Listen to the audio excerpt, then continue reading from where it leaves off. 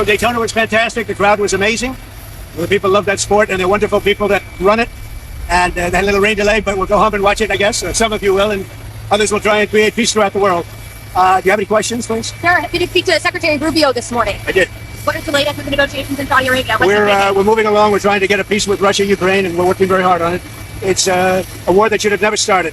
Do you expect Zelensky to be involved in these conversations? What will his role be? I do. He will be involved, yes. Mr. President, would you allow Europeans to buy U.S.-made weapons for Ukrainians?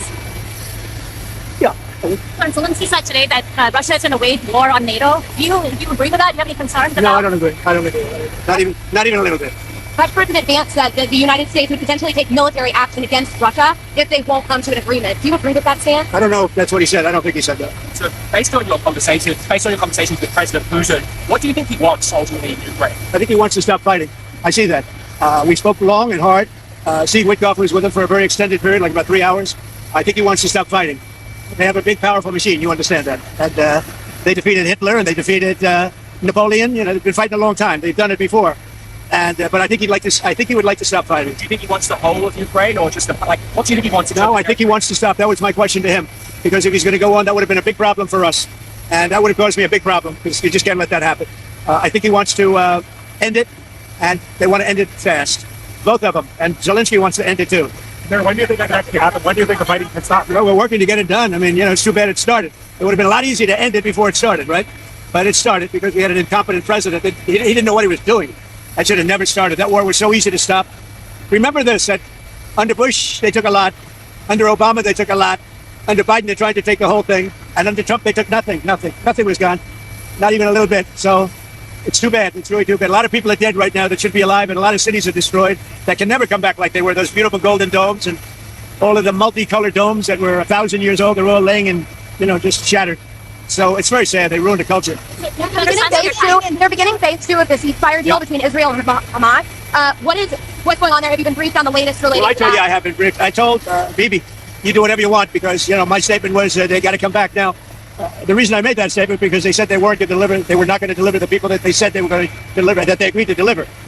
And they did agree to do that, but they broke that agreement. When I made the statement, they delivered everybody plus an American. Now, the good news is they look like they're in pretty good shape, because the people from the week before didn't look like they were in good shape. They looked like Holocaust survivors, frankly. Horrible. Whatever happened to them was horrible. But that'll be up to Israel what the next step is, in consultation with me. What were they supposed to use these weapons for that you've now allowed to be shipped? The fact that the ceasefire is supposed to be in effect, why should those big bombs? Peace through strength. You understand that, right? It's called peace through strength. They contracted for those weapons a long time ago in the Biden administration, and then Biden wouldn't deliver the weapons.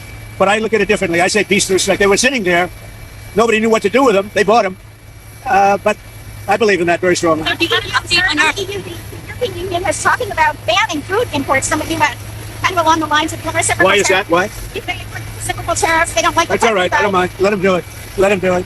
They're just hurting themselves if they do that. I can't imagine it, but it doesn't matter. We're having reciprocal tariffs. Whatever they charge, we charge. Very simple.